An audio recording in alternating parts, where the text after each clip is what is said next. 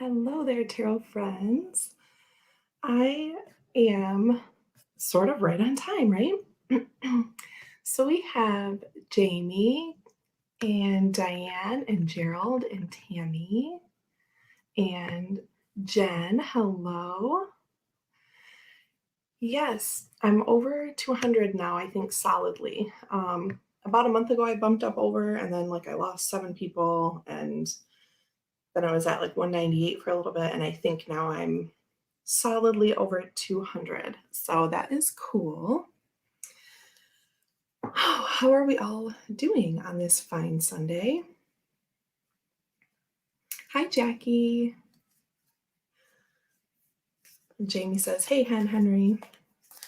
I'm just messing around, shuffling this a little bit. I pulled our cards out. I actually did that before hitting live. So, oh, Robin too, did I miss you?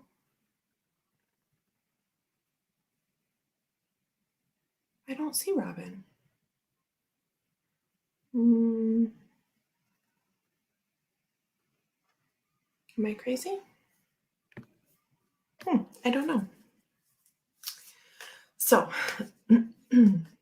sip, let's do that. I still have coffee left. I have half left. That's exciting.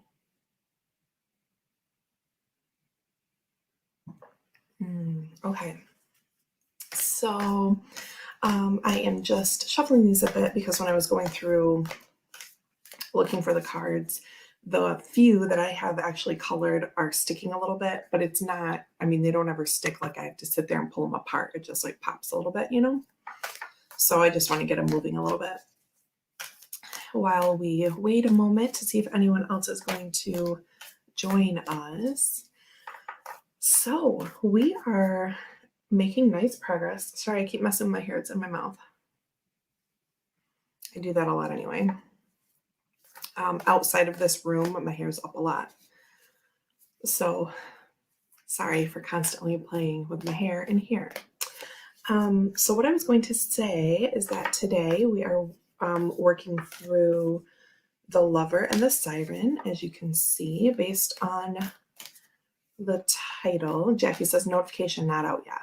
So, okay, thank you. And thank you all for being here pre-notification. That's so awesome of you. Not that there's anything wrong with waiting. Hi, Simon. Good morning. Well, good afternoon to you. So, yeah, just moving my cards around a bit. I have one, excuse me. My Gerald was mistaken in my brain when I read ignore me. Oh, okay. Okay, no problem. It's weird in tarot chat. Sometimes you think you see someone and then you start your list of hellos. And you're is that person here? I don't know. It's weird. And I'll scroll up and then I'll scroll down to type and I'll already forget. I'm okay, these 4 people are here and I'm going to say hi to them. When I'm chatting and someone else is live or whatever. It's tricky business. So what was I going to say? I don't know.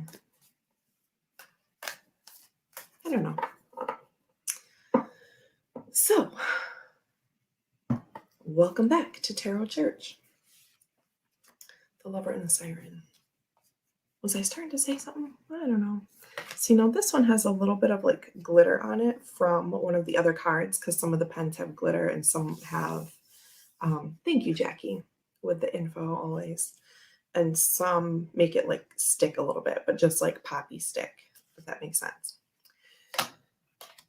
So let me find, I already marked our place in the book. So what I was going to say is that we're making progress. I think that's what I was talking about. Hi, Sandra. Hello.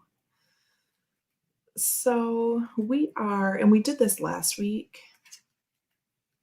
Gerald in a Robin costume. Let me find our list. Maybe.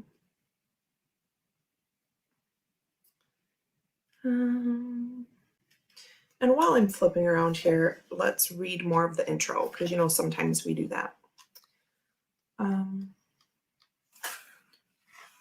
So we are, these are cards 17 and 18. and there are 30 like people archetypes or the selves. There's Robin. Hello, good morning. We were just talking about you because um, Jamie thought she saw you. We're talking about tarot tube tricks that our mind plays on us.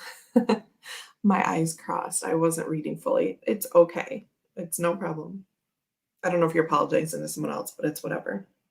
We can say hi to Robin even when he's not here. I think that's lovely. Okay. So yeah, just to give you kind of like context, we're over halfway through the selves, and that's the largest group of archetypes here. So let's read a little bit of the origin. So not in any structured kind of way. We go back and forth and we read a little bit from the beginning just to kind of give us a little anchor into what we're talking about. And I think, like, when I read this book, I read it straight through front to back, which I think is good. But for something like this, I don't know. I hope it's okay with you that we just pop around a little bit. It's kind of fun to like dive into cards and then go back and get a little context, I think, for something like this. I don't know. Maybe it makes you crazy. And if it does, I'm sorry about that. Oh, Simon says, sorry for the error glide, Sandra. Oh, goodness. I've almost done that before. It's scary. Oh, anyway. Oh, web root. No, cancel. Please. Well, maybe I'll just let it go. Okay, my web root is scanning for things. I'm going to cancel it. It's driving me nuts.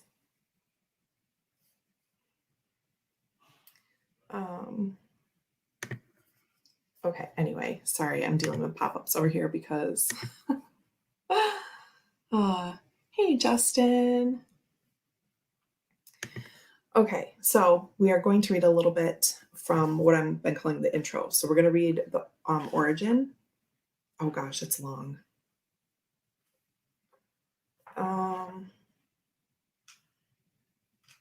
Okay, anyway, I'm going to show you this page. The original of its kind, right? Like, what is an archetype kind of thing? The first image, the inherited emerging pattern. I like that. The initial and eternal energy, right? So those are kind of different, like 4 different ways that we can like work to define archetype. And you'll remember when we had Justin on for week 6.5 that we were talking about that a little bit, like what is an archetype to you, and then we both kind of went off on like stories about what archetypes mean to us, right? So anyway, I'll read a little bit of this, maybe not the whole thing. Where do archetypes come from? You can't spend too much time with this question before stumbling across the work of psychologist Carl Gustav Jung, though Jung was not the first to develop and integrate the concept of archetypes into the world of psychology and healing. Oh, I'm sorry, though he was. I'm like, what is she saying? Let me start over that sentence. Though Jung was the first to develop and integrate the concept of archetypes into the world of psychology and healing, he would also be the first to acknowledge he had nothing to do with their origin. Even he was perplexed by the notion of their source. When did they begin? Right? Just a notion of source, right? I think this is so well worded. Jung mentioned, and Justin falls off his chair. Even he was perplexed by the notion of their source. When did they begin? From what source do they originate? What are their intentions? Enchanted by these unanswerable questions, Jung devoted his life's work to studying archetypes within his patients, himself, and the world. First, he called them primordial images, a term that suggests they came from the beginning beyond the beginning. It also implies they are related to images and the imagination, an important aspect we'll delve into in a moment. Soon, though, Jung landed on the word archetype, and it stuck. Though both terms offer a unique peek into these mysterious dynamics, archetype is an especially wonderful choice as arc means first and type means model or kind. The name itself implies that these energies have been swirling since the beginning of time and are inherent in our very existence. They cannot be suppressed, denied, hidden, gotten rid of, or fixed, no matter how hard we try.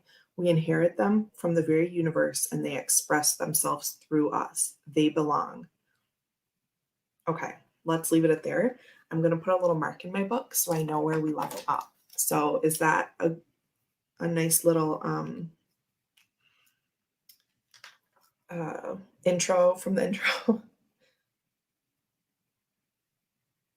Okay, here's a little pen mark so that I know where we can pick up again. Because we don't need to get lost in that right now, but just kind of recalling how difficult it can be to sort of like label and define all of these things. Maybe because he's a visionary genius, Mr. Grinch. Okay. All right. Let's see. So our first card is, oh, Antoinette, I just completed the 12-hour Jungian Summit on Facebook about answering the calling. My brain is scrambled with it. Ooh, dang. Antoinette is in it. 12-hour summit. Justin and Jamie, have you done that? No pressure. Okay, so we have the Lover. Beautiful card.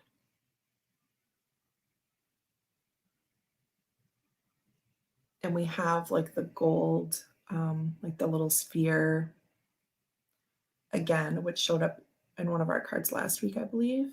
Maybe the shaman, one of those like casting pieces. It's not really about casting. It's just what it looks like to me. But anyway. So here's our beautiful swan card. And if you have, the wild unknown, you'll, recognize the swan. That's a hand-drawn Kim Kranz swan.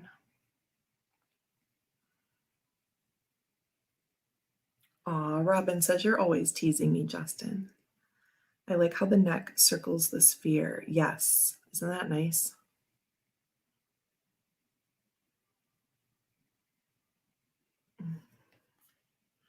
Okay. So let's read about the Lover. Yeah, isn't that nice, Sandra? All those like sunset colors. Sip, sip. Thank you, Jamie. While I was getting ready, you'll notice I put a little color on my face that I was thinking about how Jamie always, gives me the sip, sip. I think Jackie already told me to do it once too, but it's nice.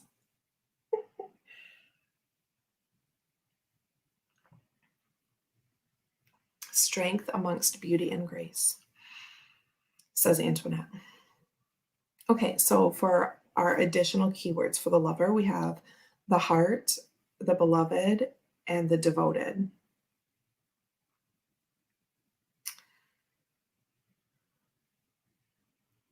Oh, thank you, Gerald. I just grabbed this out of my closet because I'm once again wearing one of these like super tank top.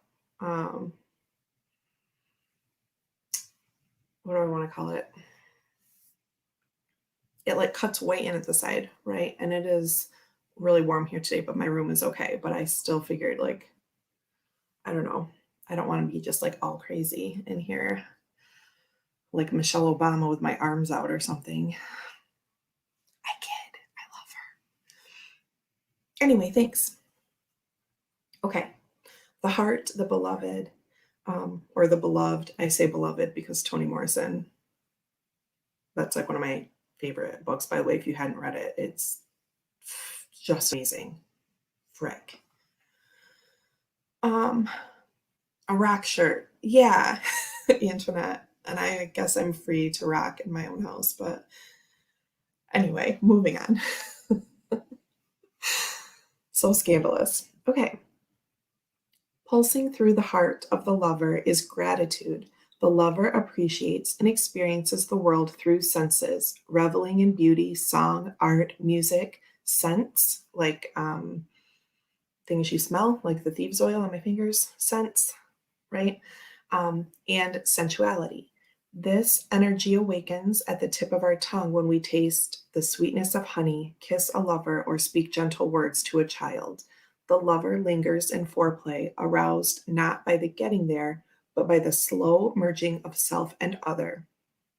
This energy is usually experienced for short periods of time, as in order to feel it, we must be fully present and awake, with no exceptions or rules about what should be. Rather, the lover is in awe of what the world presents, reveling in the glorious details, grateful to savor every last drop of life's offerings. Right? So, really about, cliche as it sounds, being in the moment, and that you really have to kind of be it's one of these moments or collection of moments that's sort of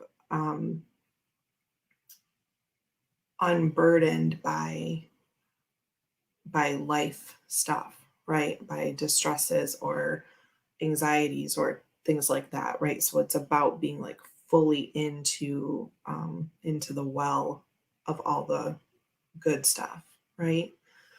And I think we can create more of those moments, right? If we sort of make it happen, or if we but not in a way of like forcing it to happen, but just being like, there are phases when I get really annoyed when Max spills food all over the floor,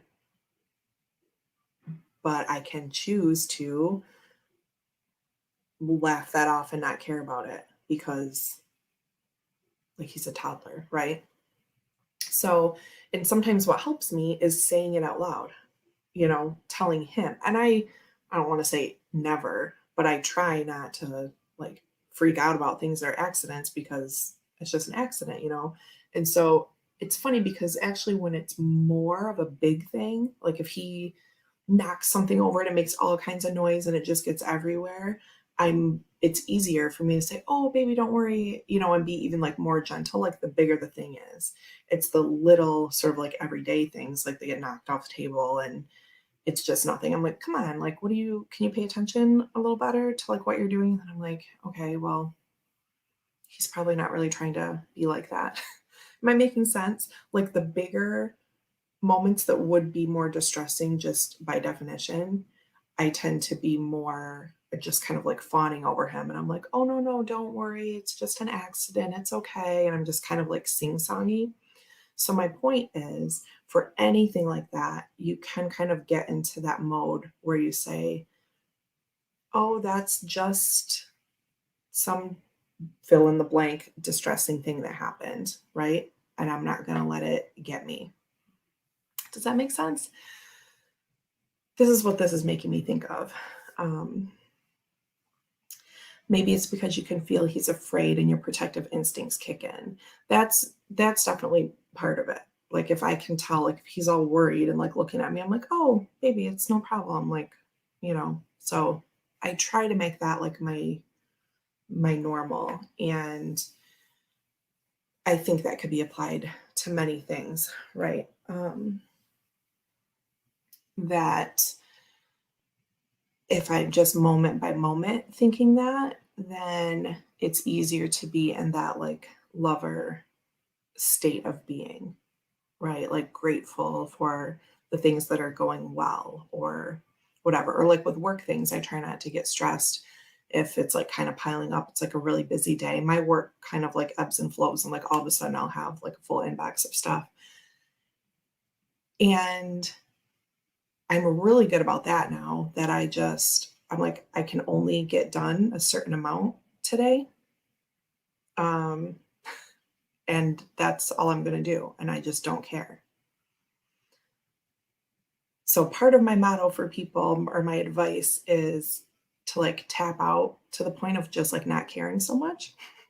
Right. And I don't mean like not being invested in something, but if you just kind of detach and you're like, well, I'm going to be able to process these three things today, top to bottom, and that's it.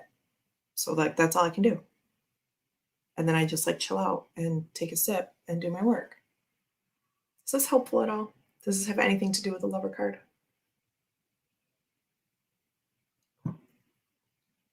forgetting the coffee.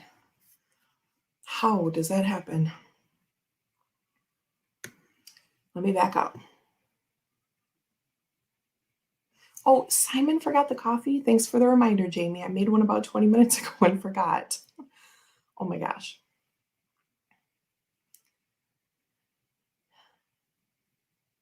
Yes, get your coffee. Get your coffee. Fat Boy Slim. Love it.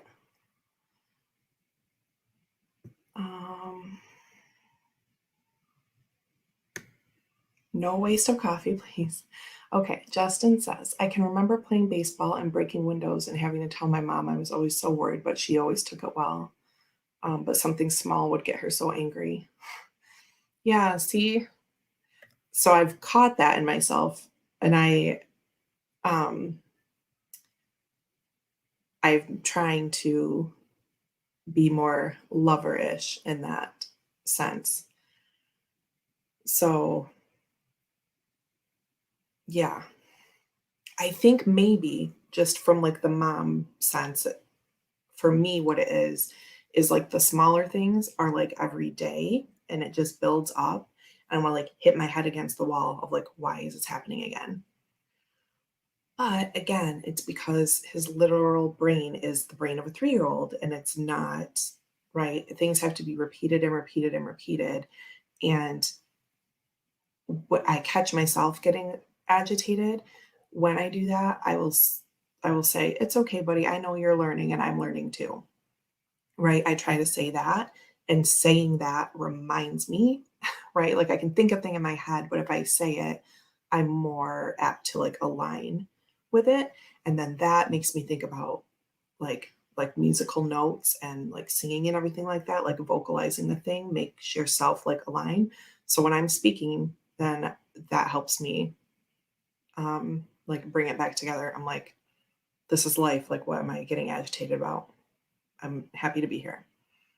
Right? Not to oversimplify, but I think maybe that could have been the case, Justin. I don't know. And then like when these bigger things happen, my mom brain is like, don't freak him out. Like I don't want to cause trauma. Right? But it's the everyday things where you're just like, stop. Get it? Okay. Anyway, but I'm trying to bring that down. Oh, literal screamer over spilt milk. I'm sorry, hon.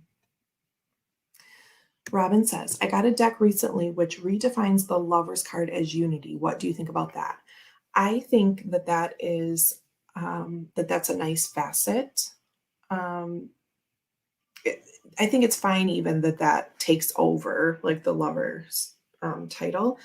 I tend to read the lover's card as not only sometimes it can be like romantic love. If I'm asking about a relationship thing, the lovers comes up, it's gonna mean more of that than it might otherwise.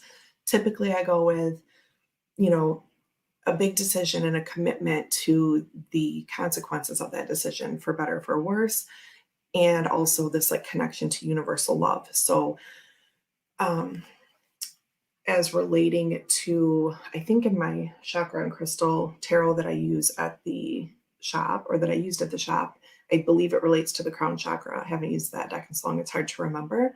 But that's about that connection and that like connection to everything as like what this is sort of talking about too.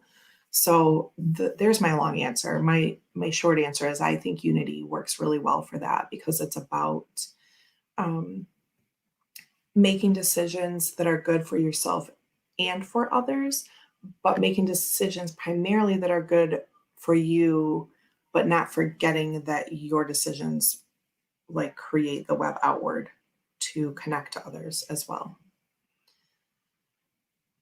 Diane says, when my kitty knocks something off the table by accident, he's already scared. Yeah, I don't yell at him. That's the last thing he needs. Yes, it is helpful.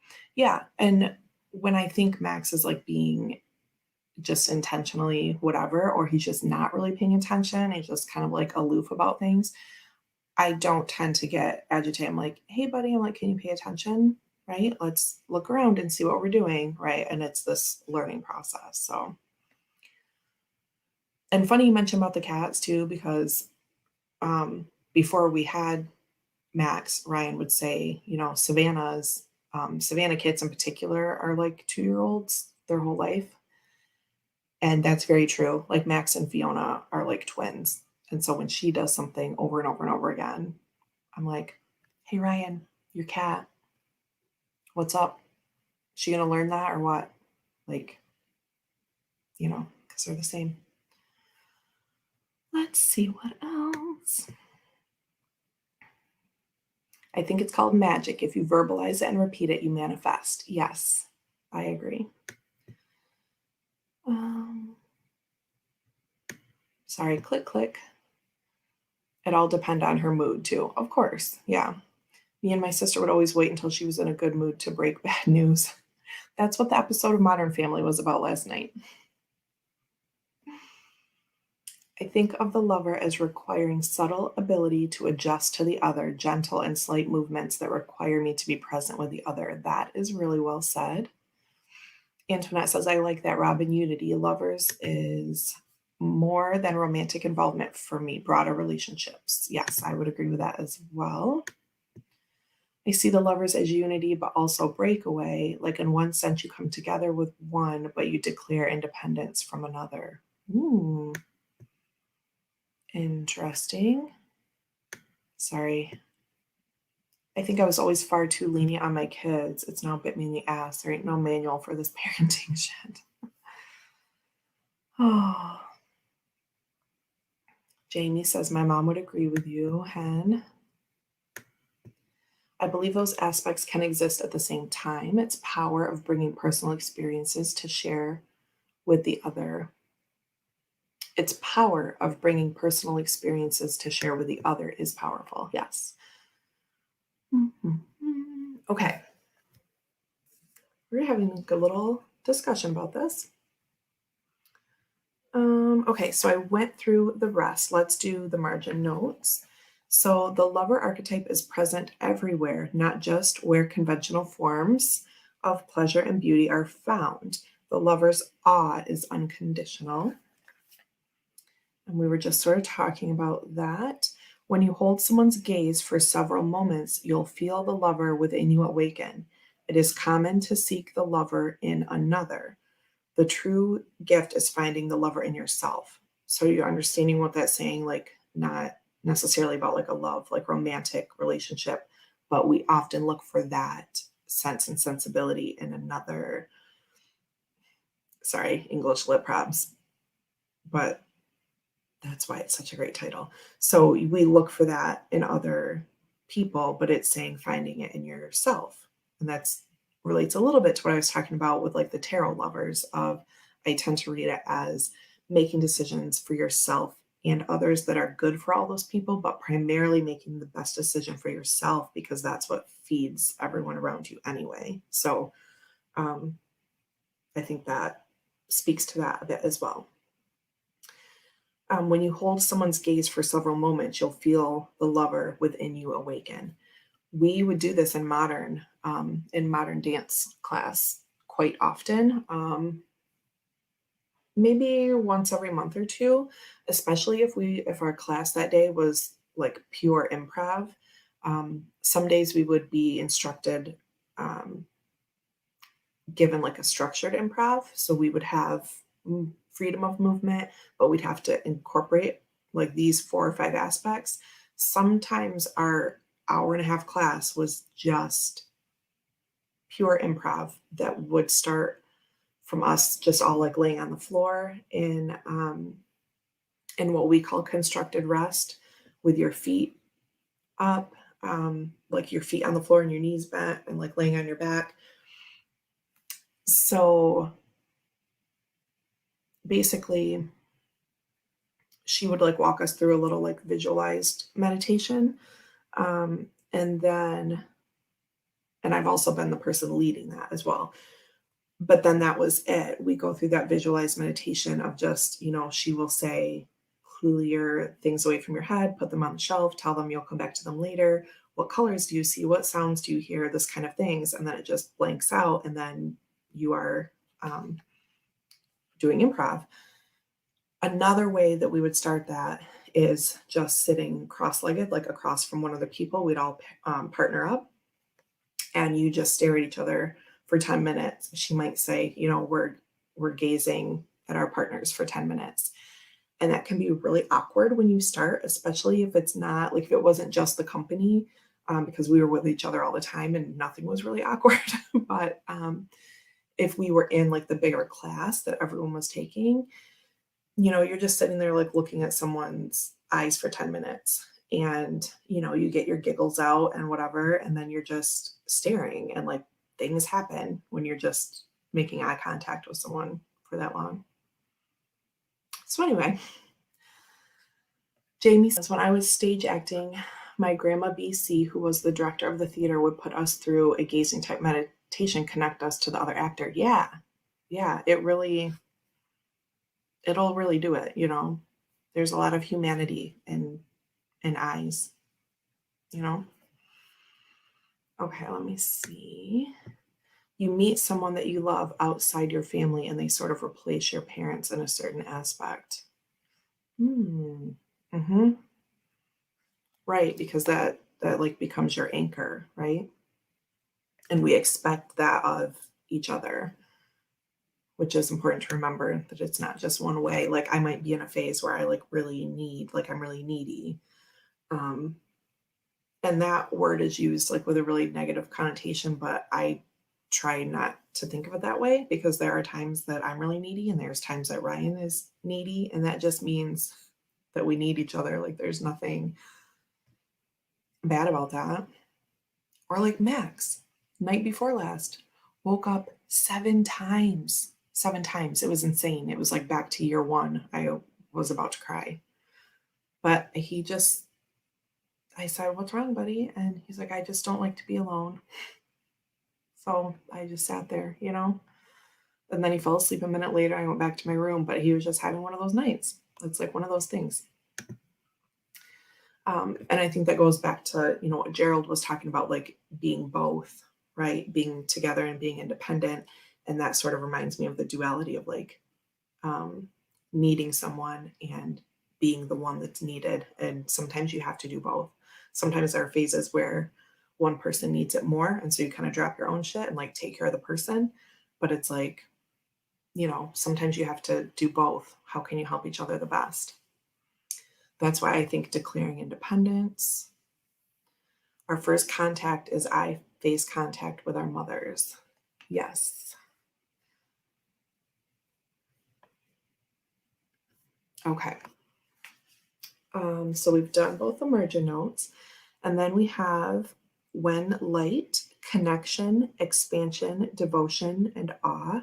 When dark, indulgence, attachment, obsession.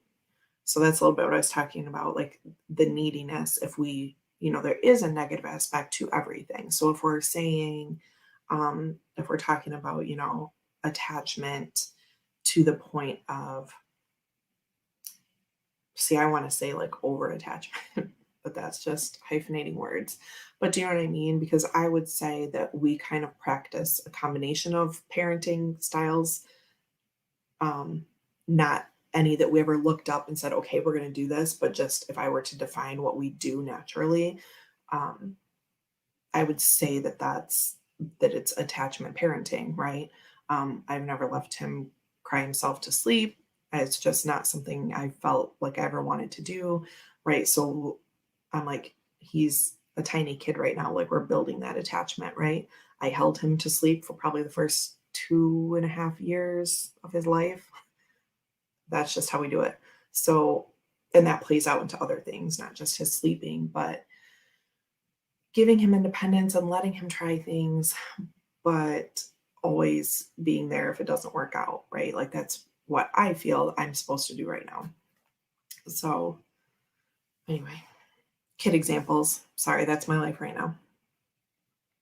To go deeper in study for the lover card, contemplate Aphrodite, Krishna, and Radha. Okay, so there's. Then we have the Siren. Oh, my screen just glitched. Let me take a sip and you can let me know if everything's fine.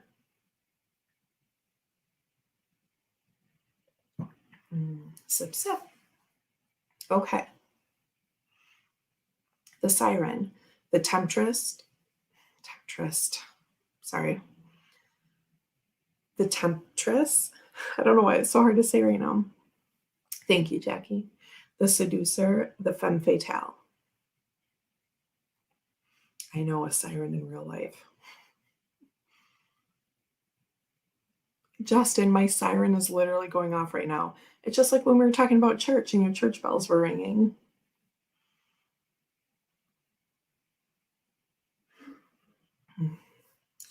Parenting has to be consistent so kids understand boundaries of how it works. When parenting changes, kids don't feel safe and are confused and don't know the environment anymore. That is scary.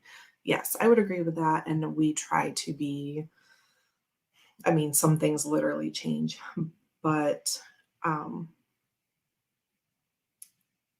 in general, like the big patterns and themes of what we do as parents stays the same. So, um, the siren, let me show you our card. Beautiful. Those colors are amazing.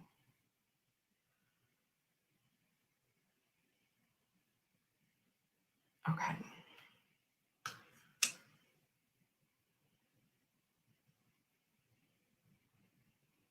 I'm just reading this because this might bring things up for me, but it's going to be, yeah, I was going to say this doesn't have to be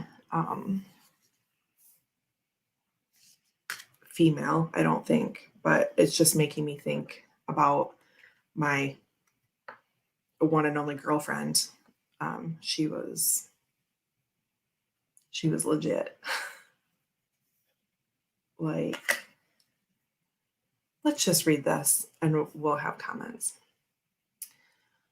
Love the siren card, Simon says. Fishtail or mermaid? Ooh.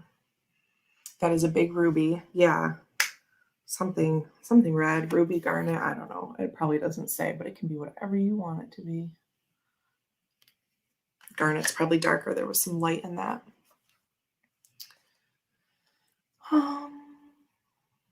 Oh, Simon loves the siren card in the Tarot of Musterberg too. I don't know if I've seen that. Gerald, have you been using your new Archetypes deck? Justin asked. Almost bought it in the bookstore when I saw it. And Jamie's asking which deck. Yes, let us know. Okay. The siren calls and the world spins. What we thought we wanted pales in comparison to the sweet allure of her song. We find ourselves lost in a spell of desire and longing, perhaps even lust. Whether the thing calling to us is ultimately good or bad is somewhat irrelevant. It's the journey that matters. And the work of the siren is to take us on a deep psychic descent. Following her song, we go down, down, down to a place where lessons are learned and courage must be rallied to find our way back to dry land. Try as we might, resisting the call may not even be an option unless, like Odysseus, we bind our hands to the mast of our ship. It's likely, though, that falling for her call is the only way we will come to live more fully on the surface.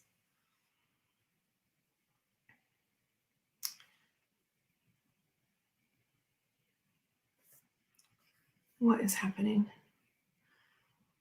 Oh, Nick Bantock. Archeo? Is that what it's called? I think someone in my little scammer group was talking about that the other day. Okay. Flip through on Tarot Stash if y'all want to flip through the deck that they're talking about. Okay. Left margin. Other iterations of the siren archetype include the nymph, the mermaid, and the fairy. They often come in sets of 3 as a trinity of temptation. Because, what are they called in Greek mythology? The Erinyes? Is that what they are? Because there's 3 of them. I drew them before. I don't draw. I drew really crude figures with a Sharpie on the back of my mythology notebook in college is what I mean. or not on the cover. Maybe it was just on the last piece of paper or something. Anyway, a scammer group. That is the Facebook Messenger group that I'm in with about 8 other people. That we formed when we all got scammed by the same person in one of the buy sell trade groups. One of the admins created a message thread for us so we could share all of our interactions with this person so that they could then kind of like take them down and work to get our money back or our decks. And so we just keep chatting in the group. This was last fall. Maybe last like August or something like that. And now we just chat in there and share tarot things. So when I say scammer group, that's what I mean. Those of us who have been scammed by a particular person.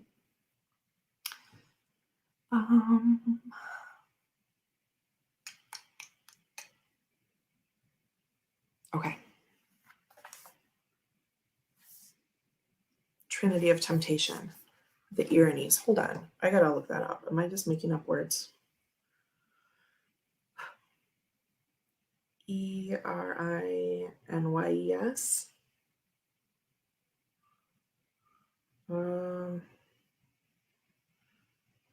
Oh yeah, that's another word for the Furies. I don't know if I'm saying it right, but it's Erinyes.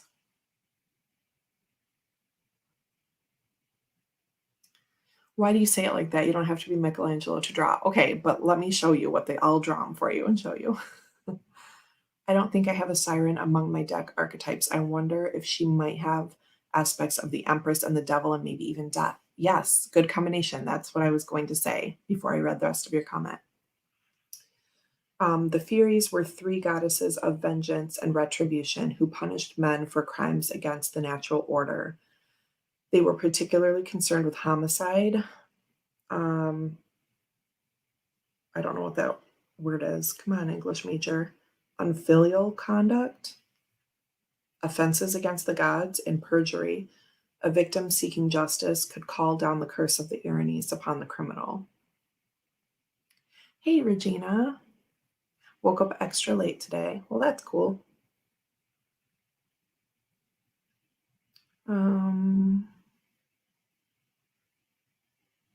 So from the Roman epic, Hades is the father of the Eumenides, which are also the Erinys, right? So we get into all these different. So I think you're onto something there with the devil and probably Empress vibes as well. There are earth furies, wind, water, fire, metal, wood, right, across different stories. In one story, the Furies are born from the blood of Uranus, the ancient god of the sky, and Gaia, Mother Earth, after Uranus's death. In other stories, they are the children of Gaia and darkness. Yet another story says that they are the daughters of Nyx, the female goddess of night. So I think you're right on track because the Erinys are types of sirens. So there we go. There's a little, I just had to make sure I wasn't crazy. Okay. Embodying the Siren archetype requires that we explore things that are taboo. The Siren laughs at conventions and constraints. She eats rules. And then Gaia and darkness, goodness, right?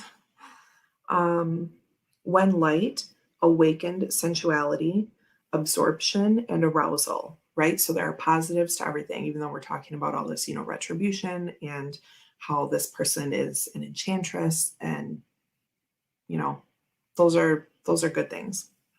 When dark, wickedness, adultery, wreckage, betrayal, insatiability.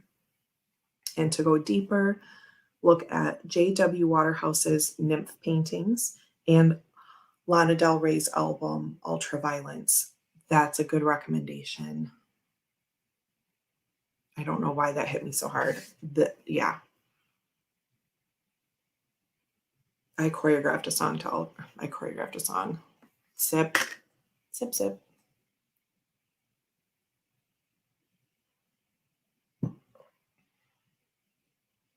I choreographed a piece to Ultraviolence. the song, also the name of the album. Okay. So, Siren stories, anyone? I have one I already kind of told you. It didn't end in like wreckage or anything, but it was, I mean, yeah, the idea of the siren intrigues me. Seriously, she's calling me to investigate her. I've always loved that. Like, that's why I drew the Erinyes in my notebook, because I don't know. I was like, wow, they sound awesome.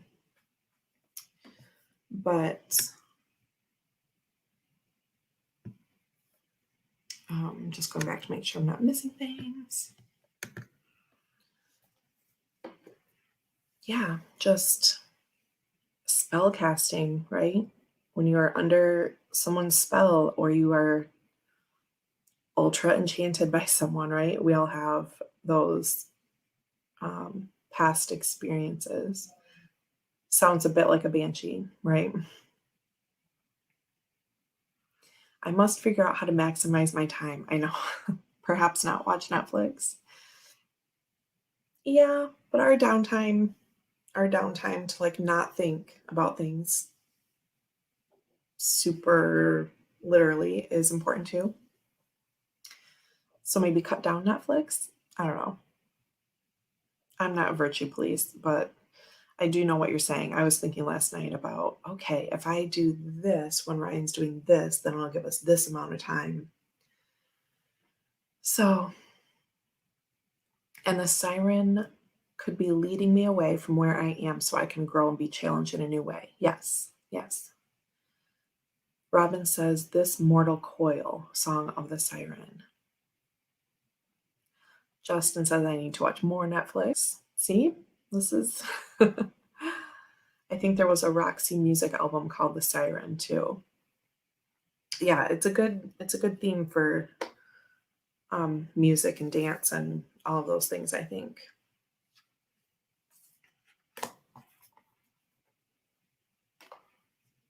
My siren was gorgeous, by the way, in case you're wondering. Yeah.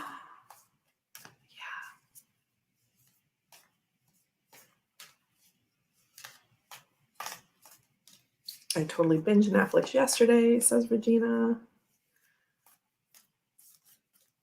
So I'm just shuffling these in now. I don't know if you want to see them again, let me know. I took them away. Thoughts about how, can I summarize what the siren archetype is? I would say that the siren is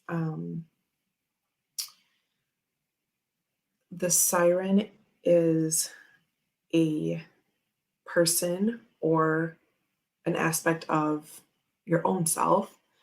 In this case, it's easier to think about it as an external person, though we should also examine the siren facet of ourself. The siren is someone who is irresistibly enchanting, someone that draws you not necessarily away from your path, but maybe down deep into your path, that helps you examine psychological aspects that were maybe previously unexamined. That would be my, like the temptress. Mm-hmm.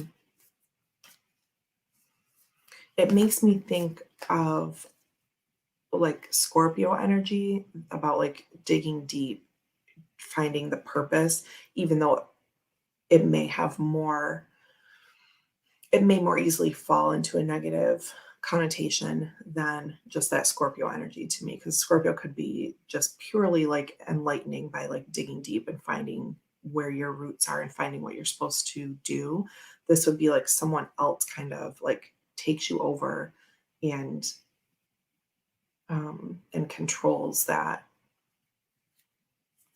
right? That it's less voluntary. It's something that sort of happens to you, that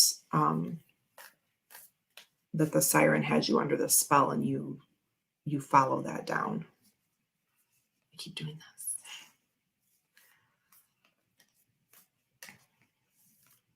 Alluring, enticing. Yeah. Is there a difference between the temptress and the siren? I think there could be.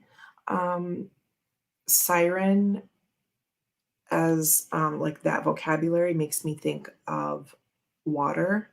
Like in the book, it talks about, it's unavoidable unless you have your hands like bound at the mast of the ship, right? So for me, thinking about when I hear siren, I think the water furies and the Erinyes and all of that, right?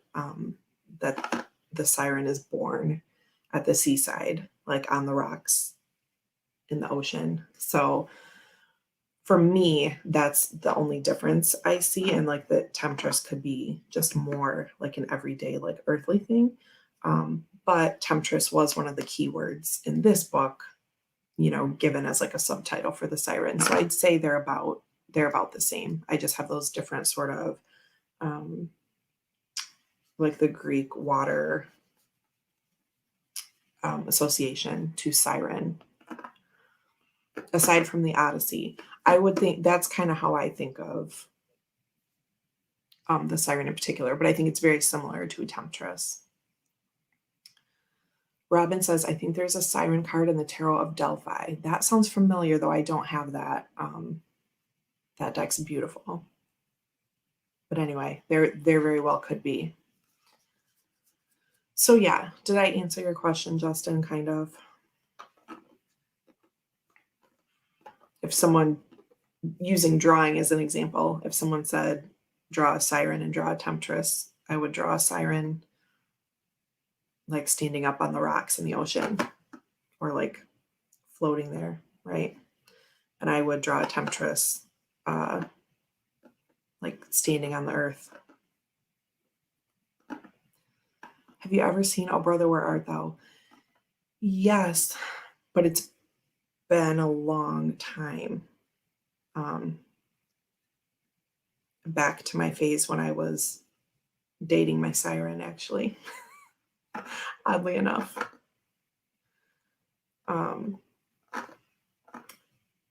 Yeah, yes, I have. Sorry, it's really weird that you asked that question.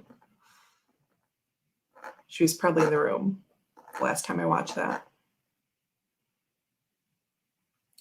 Now I know why my card of the day is Three of Swords. Oh no, Tammy. Are you okay?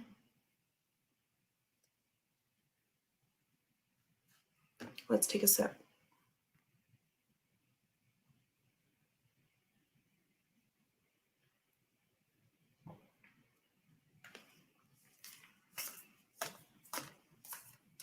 Jackie, what's funny? Why are you laughing?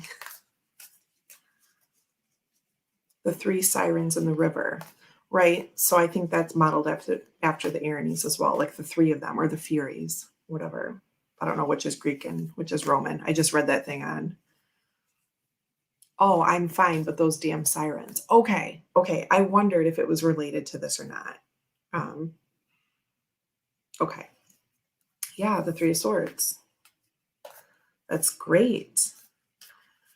The movie has a lot of parallels to the Odyssey. I should say it's not an archetype I've thought about. We're all familiar with archetypes. Right.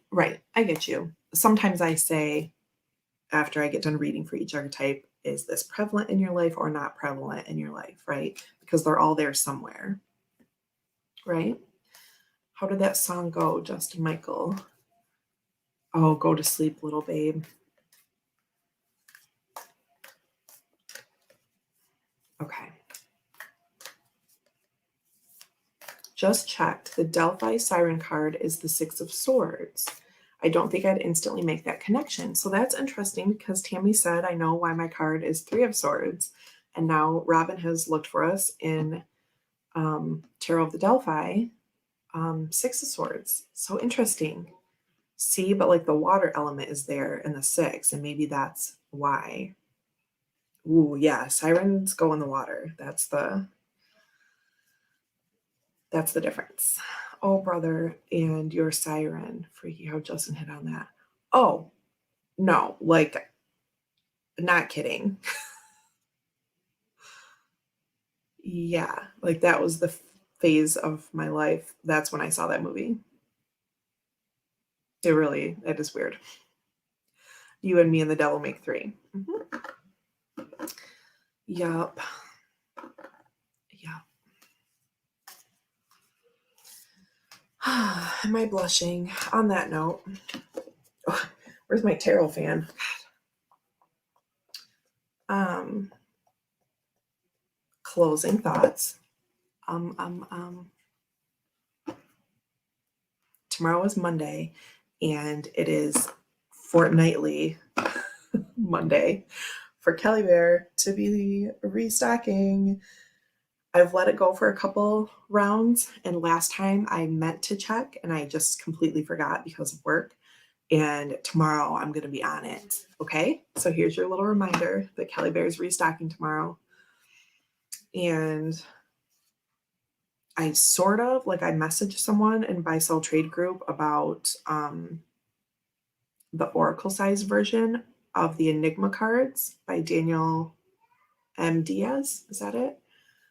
I have the tarot sized ones on the way, actually, but someone's selling the Oracle ones. And I messaged her and she hasn't responded to me. And I messaged her months ago about something else and it didn't show that she ever saw the message. Now it does show that she saw the message and she hasn't responded to me since like yesterday at noon. So my point is, because she hasn't responded, I get a Kelly bag because I only had that much left in my budget and it's like the same until my tarot budget re-ups. So I need me a Kelly Bear bag. They're so great. They're so great because like the bottom is flat. Do you know what I mean? It fits all the cards. It's amazing. Okay. Like I have some of mine in like my 31 zipper pouches and it's fine, but it just like flips me out a little bit that they're like, right? It's not flat.